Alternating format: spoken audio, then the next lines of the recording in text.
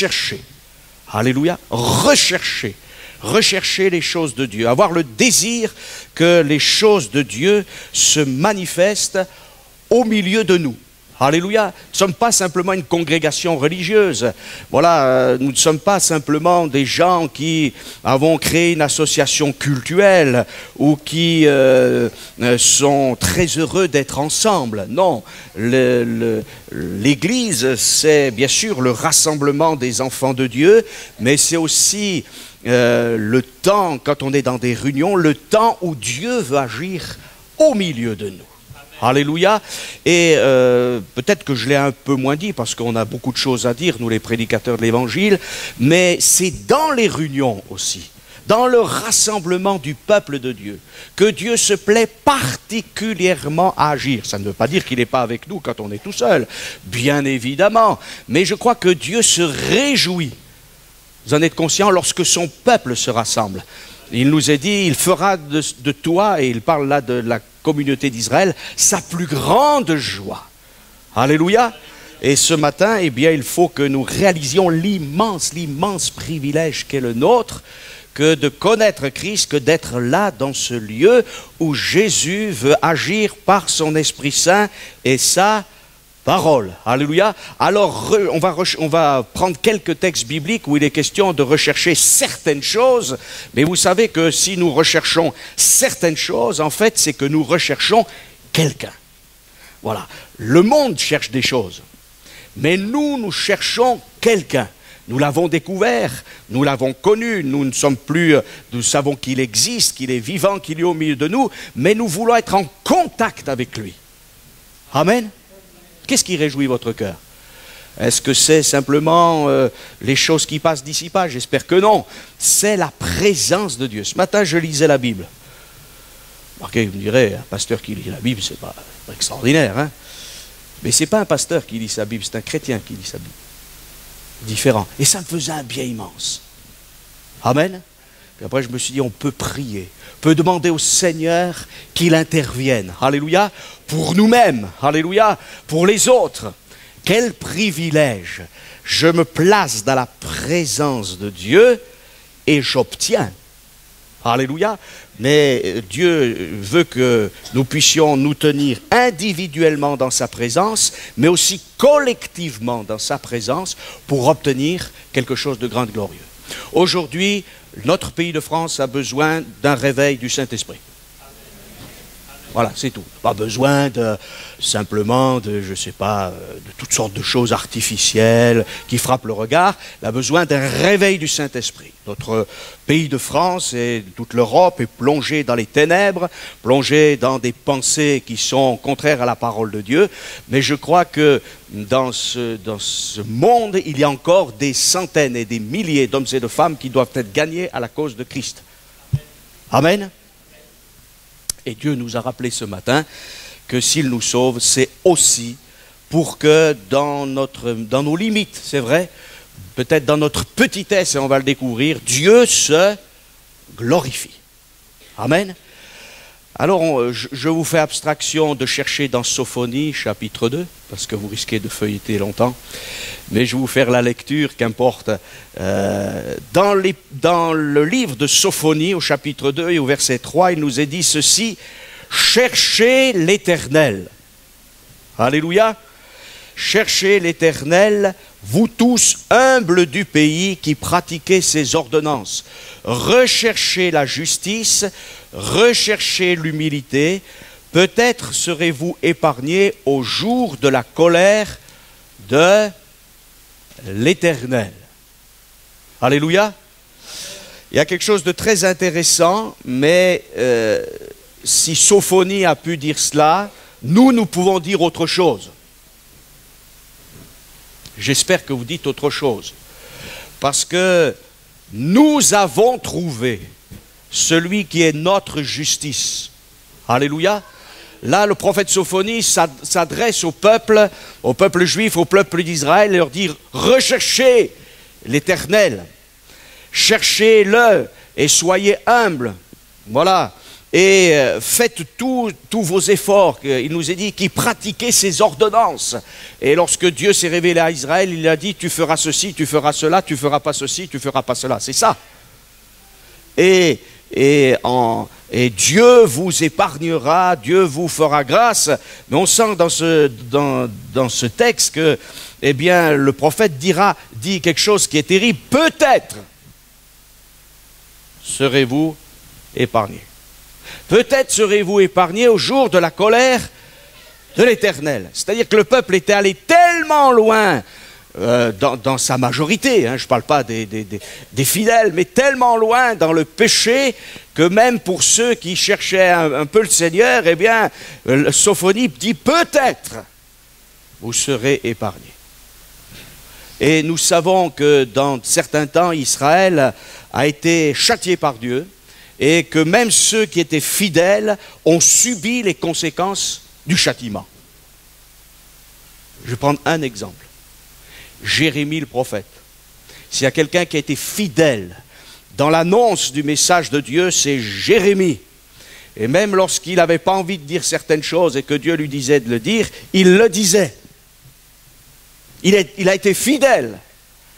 Il n'est pas parti en Babylonie, il n'a pas été exilé en Babylonie, mais la Bible nous dit qu'à un moment donné, ceux qui étaient restés lui ont dit qu'est-ce qu'il faut faire? Est-ce qu'il faut se soumettre au roi de Babylone ou est-ce qu'il faut partir en Égypte? Et ces hommes vont dire à Jérémie, nous t'écouterons, quoi que soit ta réponse, nous t'écouterons. Vous savez que parfois on est comme ça avec le Seigneur. Seigneur, donne-moi une réponse et je t'écoute. Mais quand il nous donne la réponse, on ne l'écoute pas. Et c'est pour ça qu'il faut faire attention. Hein. Et la Bible nous dit qu'ils n'ont pas écouté Jérémie qui leur disait de rester, de se soumettre, car ce temps ne devait pas durer toujours, ça ne devait durer que 70 ans. Mais eux, ils n'ont pas été d'accord et ils ont entraîné Jérémie jusqu'en Égypte où il est mort. Vous voyez? Jérémie a subi la désobéissance du peuple. Et c'est terrible. Mais dans la nouvelle alliance, et c'était quelque chose que de temporaire, mais dans la nouvelle alliance, il y a quelque chose d'intéressant, c'est que Jésus est notre justice. Alléluia. Et nous nous réfugions non pas dans nos propres œuvres, comme pouvait encore le faire Israël, parce qu'il n'avait que ça, mais nous nous réfugions dans l'œuvre parfaite de Jésus. Et ce matin, si quelqu'un est là troublé en disant « mais je suis quelqu'un encore bien imparfait, je suis bien misérable », eh bien, cherche la justice. Mais ne cherche pas ta propre justice. Ne cherche pas à dire je vais m'améliorer avec mes efforts, avec tout ce que je peux faire. Je vais lire 4 fois plus la Bible, je vais prier 5 fois plus et puis je vais essayer de ne plus manger. Il faut beaucoup prier. Il faut beaucoup lire la Bible. Il faut aussi savoir jeûner et prier. Mais pas comme d'une manière servile. Et je vous invite à lire la Bible. Peut-être qu'il faut que vous la lisiez plus parce que ça va être bon pour vous. Alléluia. Peut-être qu'il faut que nous passions plus de temps dans la prière. Ça paraît presque évident. Mais nous ne voulons pas le faire d'une manière servile. Nous voulons le faire parce que Dieu nous a fait grâce en Jésus-Christ. Alléluia. Il a pris mon péché. Il a pris votre péché. Alléluia. Il a pris notre péché. Alléluia. Il l'a pris à la croix du calvaire. Il est mort à cause de nos péchés, mais il est ressuscité pour notre justification. Alléluia. Et nous sommes déclarés justes en Christ. Amen. Et c'est pour cela que, étant déclarés justes en Christ, nous cherchons encore cette justice. Nous voulons qu'elle s'établisse, parce que vous savez qu'on peut chercher beaucoup de choses, hein. Et nous allons voir toute une série de choses, mais parfois, nous avons un évangile qui est notre évangile. Hein, on a pris, excusez-moi, des marottes, des habitudes, et on prend que des portions de la Bible. On doit prendre toute l'Écriture. Amen. Et on doit prendre toute la nouvelle alliance, qui est la grâce en Jésus-Christ. Amen. Ça, c'est très important, parce que sinon, il y a des gens, ils parlent que de sainteté. Ils sont obnubilés par la sainteté, ils deviennent légalistes ou alors ils s'épuisent. Il y en a peut-être parmi nous. Il y a des gens, ils parlent que de l'amour de Dieu. Mais on doit tout prendre. Alléluia, pour être des gens équilibrés. Amen. Parce que si je ne prends que quelque chose, peut-être même c'est par ce moyen-là que je suis venu à la foi. C'est formidable, ça c'est mon expérience. Mais il faut prendre toute l'Écriture. Amen. Eh oui, je ne parle pas que de Jésus, mais je parle du Père. Je ne parle pas que du Père ou que de Jésus, mais je parle du Saint-Esprit. Il y a un Dieu qui est Père, Fils et Saint-Esprit. Alléluia. Et c'est le Père qui a envoyé son Fils. Alléluia. Et avec l'œuvre de Jésus, je suis en contact avec ce Père merveilleux. Amen. Je ne peux pas oublier ce que Jésus a fait pour moi, parce que c'est quand même lui qui est mort à la croix du Calvaire et qui a porté mes péchés. Mais je n'ai pas le droit non plus de mépriser le Saint-Esprit, parce que c'est l'envoyé que Jésus a donc sollicité. Jésus dit, je vous enverrai un autre, moi-même, le Consolateur. Amen. Eh oui, vous savez que lorsque Jésus est venu, une partie du peuple juif, des Romains et de tous les autres, ont rejeté Christ. Et par là même, ils ont non seulement offensé Christ, mais ils ont offensé le Père. Eh oui. Parce que celui qui a le Fils a la vie, celui qui n'a pas le Fils n'a pas la vie, et la colère de Dieu demeure sur lui. Mais de la même façon que nous offensons le Père lorsque nous rejetons le Fils, nous offensons le Père et le Fils lorsque nous ne laissons pas toute la place au Saint-Esprit dans notre vie. Et je crois que pour moi-même et vous aussi, vous avez besoin de l'action du Saint-Esprit, alléluia, qui va faire de belles choses dans notre vie. Amen. Rechercher la justice. Mais ce qui est intéressant, c'est que Sophonie dit aussi rechercher l'humilité. Amen. Alors dans notre monde, évidemment, si on dit aux gens, vous savez, il y a quelque chose de très précieux dans notre société, c'est de rechercher l'humilité.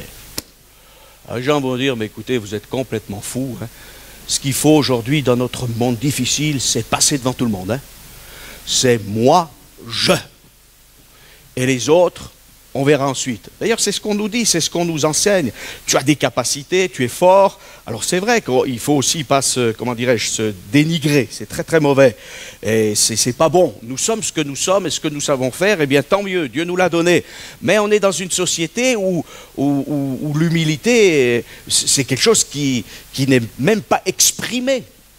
Voilà. Or, il y a un message de Dieu aussi qui est là dans l'Écriture, c'est l'humilité. Amen.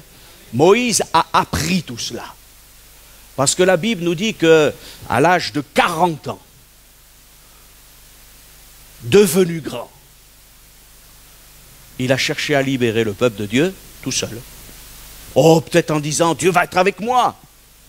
Mais tout seul. Le jour où il a compris qu'il ne pouvait pas faire sortir ce peuple et qu'il n'était pas grand-chose, alors c'est à ce moment-là que Dieu lui a utilisé. Et je crois que parfois Dieu nous amène à des temps et des circonstances pour nous apprendre l'humilité. Parce que je ne crois pas qu'il y ait un homme, une femme sur cette terre qui soit humble dès le départ. Ce n'est pas vrai. Nous avons à apprendre l'humilité et à la rechercher. Alléluia. Pourquoi ? D'abord non seulement devant les hommes, mais devant Dieu. C'est quoi l'humilité? C'est considérer que je suis tellement petit par rapport à ce grand Dieu.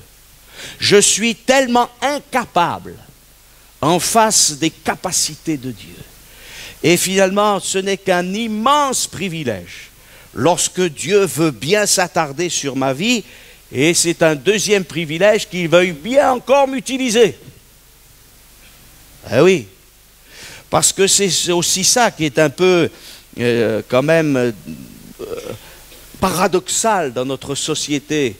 C'est que c'est la société de l'homme-dieu.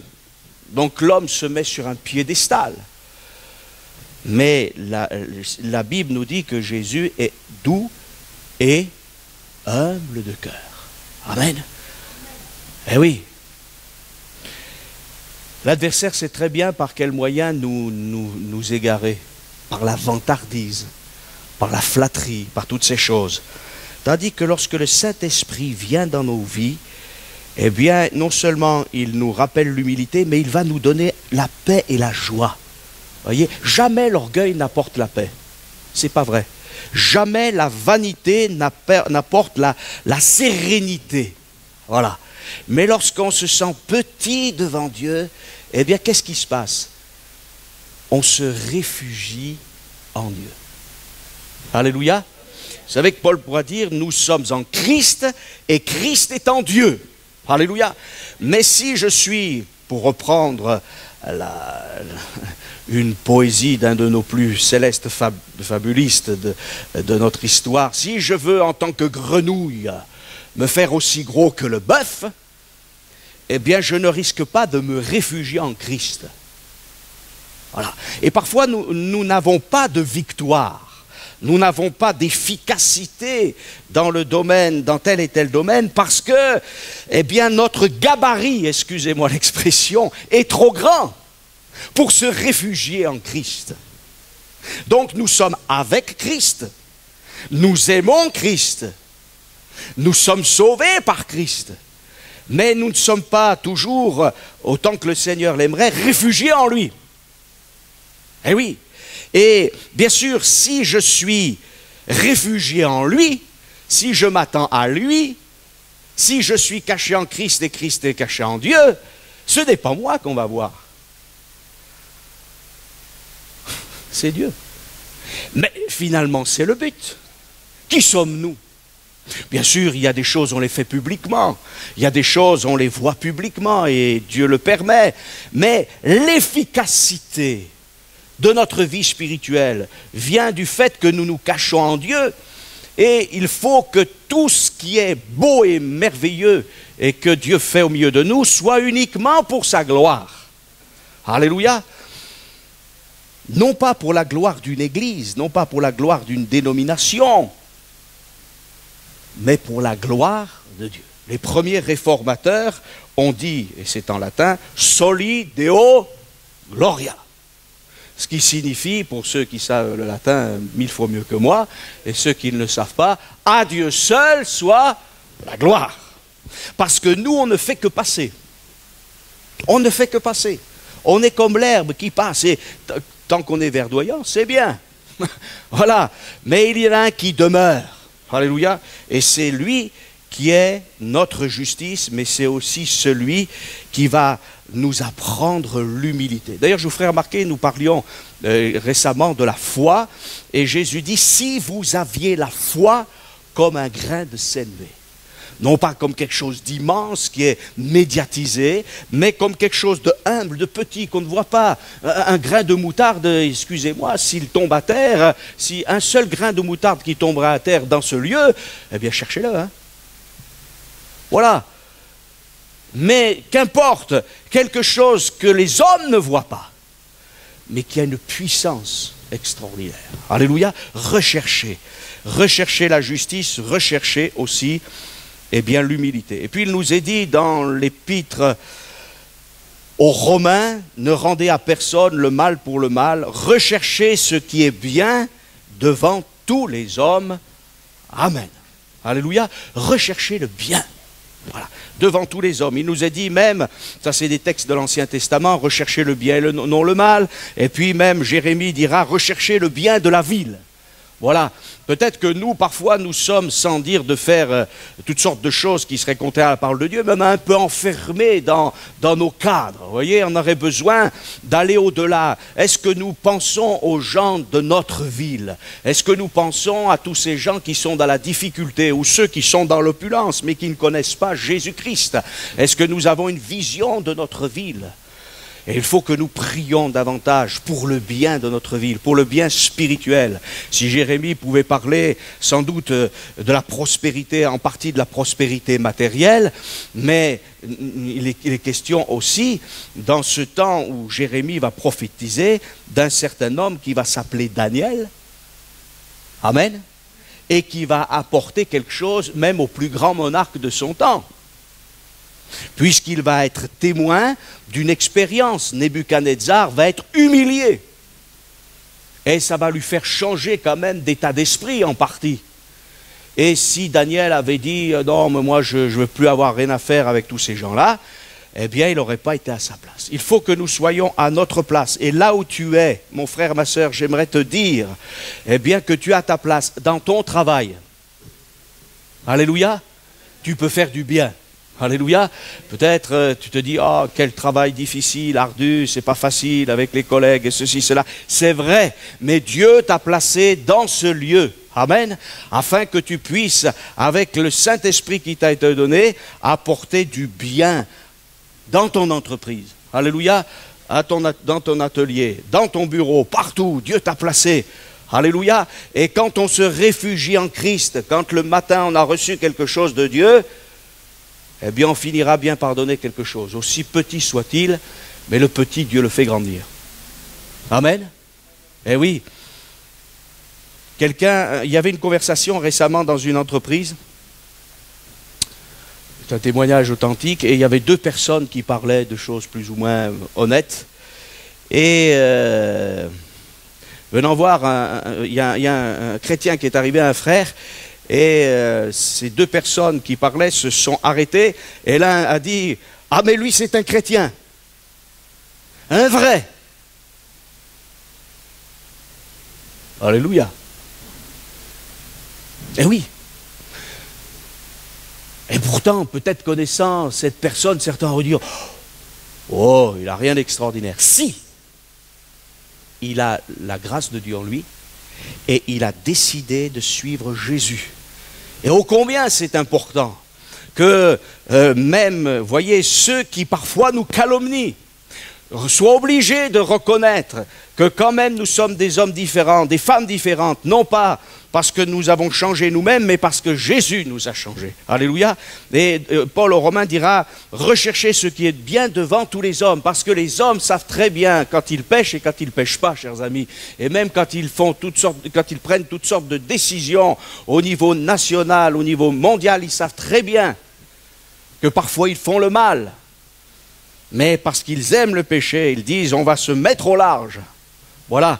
Mais quelque part, il y a des milliers et des milliers de gens, eh bien, qui ont une soif d'absolu, qui ont une soif d'autre chose, qui ont l'amour de la vérité. Et il faut que ces hommes, ces femmes, eh bien, nous puissions les trouver, alléluia, et les amener à Christ. Si je recherche Dieu, je pourrais aussi aller à la recherche des âmes. Amen. Si je ne vais pas à la recherche de Dieu, bien sûr que j'ai trouvé le Seigneur, mais si je ne me place pas dans sa présence pour rechercher toutes ces vertus chrétiennes, ces bénédictions divines, eh bien, je n'aurai pas la flamme pour aller chercher les âmes perdues.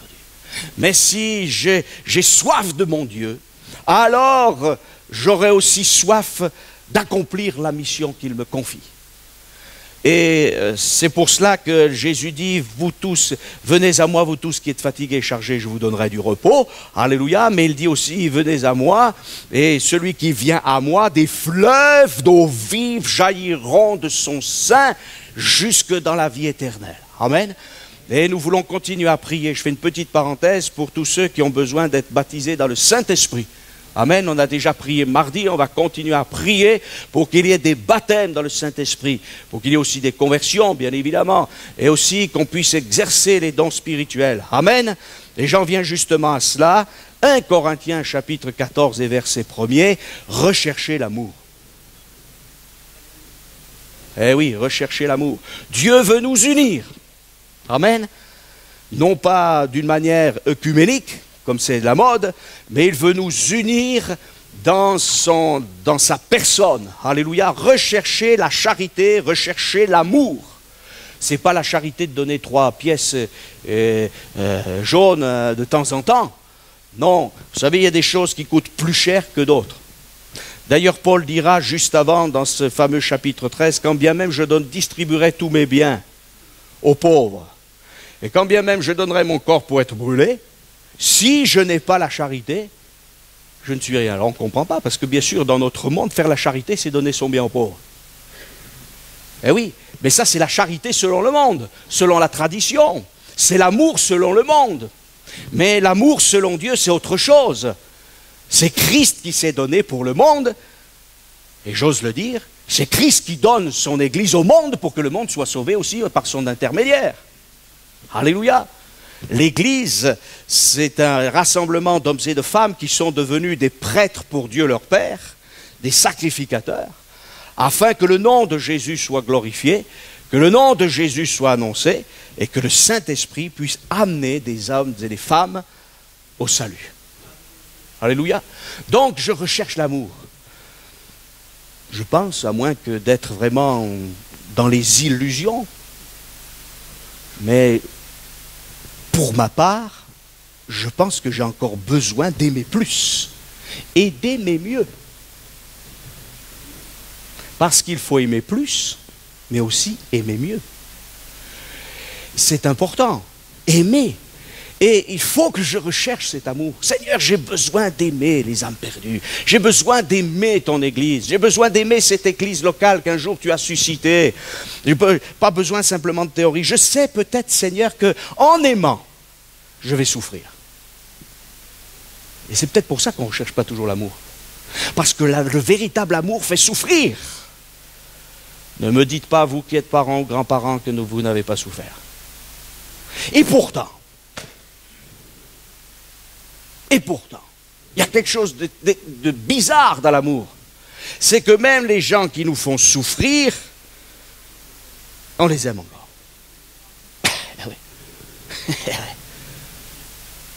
C'est comme ça. Hein? Mais c'est ça le véritable amour. Quel est le fils ou la fille qui a toujours dit « Papa, tout ce que tu dis, c'est bien ». Même vous qui êtes âgés, hein? Parce que moi je suis un peu plus âgé, maintenant je me peux le permettre, mais vous savez, il y a des gens qui disent de mon temps. Oui, mais de votre temps, il y avait déjà le péché. Et on n'a pas toujours dit oui à nos parents. Alors peut-être certains vont dire, à juste titre, ils n'étaient pas parfaits. Mais notre Père Céleste est parfait. Et son amour est parfait. Sa sainteté est parfaite. Et j'ai besoin non pas de l'amour humain, mais de ce fameux amour, on fait grâce du grec et de l'hébreu ce matin, hein, mais de cet amour, qui est un amour qui se donne, qui fait souffrir pour un temps, mais aussi qui porte des fruits. Alléluia. Jésus nous a aimés au point d'aller au calvaire tout seul. Il est allé tout seul à la croix. Et il y a des moments où dans notre vie chrétienne, on est tout seul. Et je suis sûr qu'il y a plusieurs personnes ce matin, parce que c'est prophétique ça, qui se sentent seuls. Mais Dieu te dit ce matin que Dieu permet que tu sois seul avec lui pour que tu puisses faire une expérience exceptionnelle. Et que tu puisses aller plus loin et dans quelque temps, tu vas bénir le Seigneur pour cette expérience que tu vas faire d'une manière personnelle avec le Seigneur. Amen. Tu ne pourras pas dire c'est parce que l'Église m'a aidé, c'est parce que le frère un tel m'a aidé. Tu diras c'est parce que le Seigneur m'a fait grâce au sein de son Église. Alléluia. C'est vrai qu'on prie les uns pour les autres aussi, il ne faut pas être ingrat, mais c'est le Seigneur qui agit. Christ est allé tout seul à la croix, enfin tout seul. Avec l'Esprit Saint. Eh oui. Et la Pentecôte, c'est aussi une Pentecôte personnelle, de dire Seigneur, je ne suis pas seul, tu es avec moi par ton Saint-Esprit et je veux rechercher l'amour. Amen. Est-ce que j'aime les âmes perdues? Est-ce que je prie pour ces âmes? Est-ce que je suis prêt à m'engager encore un peu plus? Dieu va nous y aider. Amen. Est-ce que vous le voulez? On souhaite tous, je le pense, en toute honnêteté, que nos églises, nos locaux soient trop petits. On le souhaite. Eh oui. Alors il faut qu'on cherche le Seigneur en disant, Seigneur, c'est vrai, il y a peut-être une usure dans ma vie chrétienne et vous croyez que le Seigneur va nous dire, oh ben ça fait rien. Non, il est là, il veut nous accueillir avec ses bras d'amour. Alléluia. Et dire, je vais te bénir, je vais te faire du bien, parce que Dieu nous aime. Alléluia. Et ça, il faut que nous nous le disions, que nous le rappelions. Dieu est saint, on va en parler, mais Dieu aussi nous aime et il veut être plus près encore de nous. Alléluia. Quand on est loin de ceux qui nous aiment, ou de ceux qu'on aime, on est quand même un peu malheureux, non? Encore qu'aujourd'hui, il y a Skype, il y a le téléphone, mais quand même, que vous le vouliez, moi, Voilà. C'est bien, mais un écran d'ordinateur, c'est... Non? Vous ne pouvez pas serrer les gens dans vos bras. Hein? Vous ne pouvez pas prendre votre petite fille dans les bras. Hein? Qu'est-ce que vous faites? Alors, vous la voyez, c'est bien. Mais quand on est en contact direct avec les gens, c'est glorieux. Amen. Et vous savez, je crois qu'on a besoin de l'amour de Dieu, mais Dieu nous cherche. Alléluia. Je relisais le Cantique des Cantiques. Eh oui, la bien-aimée, elle cherche celui que son cœur aime. Alléluia. Mais le bien-aimé aussi. Où es-tu passé, toi, la plus belle des femmes? Eh oui. Et la plus belle des femmes, c'est l'Église, purifiée par le sang de Christ. Vous savez qu'à un moment donné, la fiancée dit... non, je suis rentré, je suis chez moi, on frappe à sa porte et elle dit, ouais, non, voilà, je me suis nettoyé, je suis tranquille dans ma maison. Heureusement, le fiancé va patienter. Hein. Et il y a une parole qui est, ne réveillez pas. Ne réveillez pas l'amour avant qu'elle le veuille. Eh oui. Vous allez me dire, mais comment l'amour, c'est quelque chose qui dépend aussi de notre volonté? Ben oui. Et peut-être qu'on a besoin de réfléchir là-dessus. Est-ce que je veux aimer? Est-ce que je veux maintenant aller plus loin? Il y aurait quand même quelque chose de très bizarre. Et je parle là, bien sûr, selon l'Écriture et non pas ce qui se fait selon le monde. Parce qu'aujourd'hui, on est fiancés, mais c'est comme si on était mariés. Et je parle de vraies fiançailles où normalement, il n'y a pas eu de rapport conjugaux, de rapport physique entre les deux fiancés. Ce serait étonnant quand même de vouloir des fiançailles perpétuelles. Il y aurait quelque chose d'anormal, parce que d'abord, ce n'est pas dans le plan de Dieu. Et il ne faut pas que nous soyons de ceux qui simplement bien, disent oui, plus tard on verra. Non, Dieu veut que nous soyons en communion avec lui. Alléluia. Et l'amour, normalement, c'est quelque chose qui doit grandir. Alléluia. Dans notre monde, on dit quelque chose de faux, et parce que, bien sûr, il n'y a pas Dieu. Alors on dit, vous savez, au bout de 3 ans de mariage, c'est déjà fini. Hein. Au bout de 7 ans, il faut que ça finisse. Mais non. L'homme quittera son père et sa mère et s'attachera à sa femme. Et vice-versa d'ailleurs. Hein. Donc je m'attache et j'aime de plus en plus. C'est ça le but divin. Il ne faudrait pas qu'on en vienne parfois même à avoir des sortes de contrats avec Dieu. Tiens, je m'engage pour 1 an, 2 ans, 3 ans. Nous sommes engagés pour toute chose. Alléluia. Et Dieu va renouveler cet amour. J'allais dire pour le meilleur et pour le pire, oui. Mais même dans le pire, Dieu est avec nous. Parce qu'il y a des choses, heureusement, Dieu ne nous les a pas dites avant. Parce que sinon, on aurait dit, Seigneur, je ne vais pas pouvoir traverser la vallée de Baca, la vallée des pleurs. Et pourtant, on l'a traversée avec lui, non? Vous voyez, des choses, je les ai vécues, et on ne dit pas tout forcément, on est tous pareils, il y a des choses, c'est très intime dans nos vies. Je ne peux pas dire, mais il y a parfois, c'est la vallée de l'ombre de la mort, et c'est même la vallée de la mort, c'est la vallée de Baca, et il y a des gens qui ont l'impression que tout va bien, c'est pas vrai. Mais on est là avec des fardeaux, avec toutes sortes de choses, mais pourtant, Dieu est avec nous. Recherchez l'amour. Alléluia. Alors bien sûr, c'est aussi une volonté que nous puissions désirer cet amour. Et puis, je vais courtement aspirer aux dons spirituels. Alléluia. Est-ce que vous qui êtes baptisés du Saint-Esprit, est-ce que vous recherchez les dons spirituels? Amen. Vous savez, les dons spirituels, c'est quelque chose que Dieu nous donne dans sa grâce, c'est un charisme. Hein. Voilà, c'est quelque chose de particulier que Dieu nous donne, alléluia, pour que son Église soit bénie. Et quand je dis son Église, c'est ceux qui sont dans l'Église déjà sauvés, comme ceux qui ne le sont pas encore, mais qui vont en faire partie. Pour la construction de l'Église. Le mot édification, on le prend trop souvent comme un encouragement. Non, non, l'édification, c'est quoi? Quand vous édifiez quelque chose, vous construisez. Et Dieu veut construire son Église. Il ne construit pas son Église, excusez-moi, avec de l'organisation, avec des associations, même avec un bon rapport financier. Dieu construit son Église avec des interventions surnaturelles. Alléluia. Vous savez, moi je peux m'époumoner, et tous les prédicateurs de la terre peuvent s'époumoner. Si le Saint-Esprit n'agit pas, ou si nous fermons notre cœur à l'Esprit de Dieu, rien ne se passera.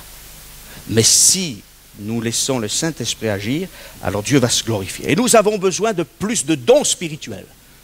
Alléluia, efficaces, véritables. Non seulement les dons vocaux, parler en langue, interprétation, prophétie, mais aussi les dons de puissance, les dons de révélation. Alléluia. Et nous devons les rechercher. Pas pour notre gouverne personnel en disant maintenant voilà je suis arrivé à une maturité chrétienne extraordinaire, les talents de Dieu sont exprimés en moi. Non, ça c'est de la vanité. Mais en disant Seigneur, si j'ai pu être utile pour ton œuvre, à toi la gloire. Amen. Rechercher les dons spirituels. Mais il nous est dit aussi dans Hébreux 12, 14, rechercher la paix avec tous et la sanctification. Amen.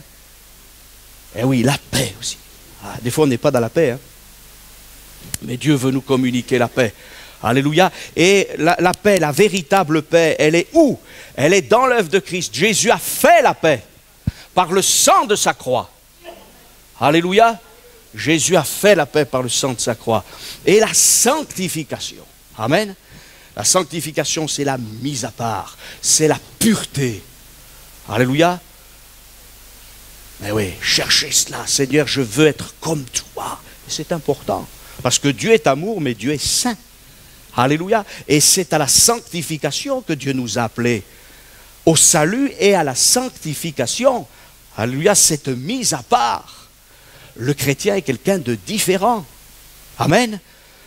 Voilà. Et par sa différence, il va être fort en face des épreuves. Et il va pouvoir être aussi plus efficace dans son témoignage. Si je suis un homme du compromis,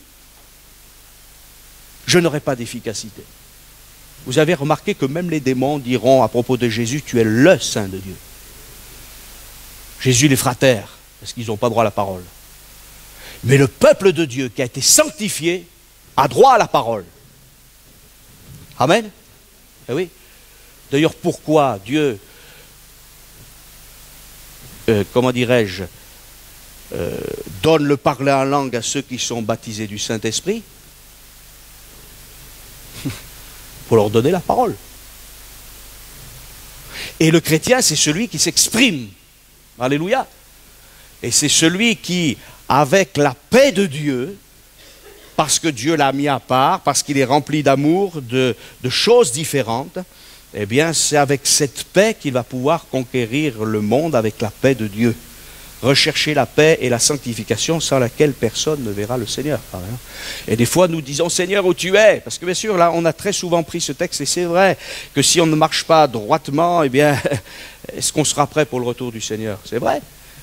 Mais il y a des moments où, comme on ne recherche pas vraiment la paix avec tous et la sanctification, le Seigneur ne peut pas agir au milieu de nous. Si j'ai dit différent avec mon frère, ma sœur, si je n'aime pas mon frère, ma sœur, comment voulez-vous que le Seigneur puisse se glorifier au milieu de nous?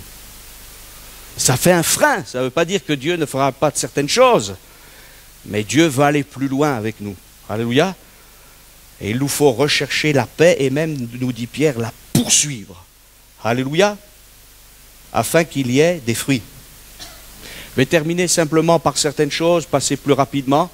Paul dit, vous savez que Paul à un moment donné a organisé une collecte, il a fait un travail, il a demandé aux églises de faire une collecte dans le domaine humanitaire pour que les églises des païens puissent aider les églises de la Judée. Et il dira à un moment donné, ce n'est pas que je recherche des dons, mais je recherche les fruits. Eh oui, parce que quand je donne quelque chose, si je donne 5 €, je le donne pour que des gens soient bénis. Alléluia. Pour les aider, parce que je pense à eux. C'est un fruit. Alléluia. Je ne fais pas ça parce que il faut que je le donne. Non, je le donne parce que je pense à eux. Alléluia. Et que c'est tout à fait normal d'aider ceux qui sont dans la détresse. Amen. Et là, il y a un fruit. Et le fruit, eh bien, il viendra de 4 choses. Paul dit à Timothée, pour toi, homme de Dieu, fuis ces choses qui sont des vanités. Recherche la justice, on en a déjà parlé, mais la piété, la foi, la patience et la douceur et ainsi aussi la charité. Alléluia. La piété. La piété, c'est la recherche de Dieu, se tenir devant Dieu. Amen. La foi. Amen. La patience. Ah. Est-ce que vous êtes comme moi?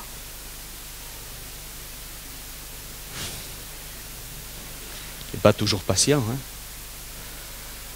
Moi, je vois des fois, les frères et sœurs me disent, oui, mes frères, il faudrait que... Et je suis d'accord avec eux, parce que moi je suis pareil. Hein? Mais s'il y a quelqu'un qui a été patient, c'est le Seigneur. Et je crois que parfois les choses prennent du temps parce que nous ne sommes pas dans le chronomètre de Dieu. Mais Dieu veut nous aider ce matin. Alléluia. Et j'aimerais qu'on puisse terminer ce moment en adorant le Seigneur, si vous voulez bien. En disant, Seigneur, on va te chercher parce que tu veux nous faire du bien. Parce que toutes ces recherches, attention, c'est d'abord pour que nous soyons forts.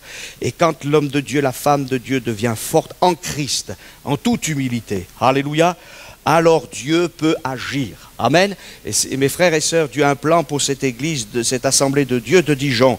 Dieu a un plan pour vos vies. Et il ne faut pas que vous lâchiez prise, mais recherchez le Seigneur. Alléluia. Alors on va terminer par le chant, si vous voulez bien. Je vais demander aux chantres et aux musiciens de revenir, parce que c'est bon aussi.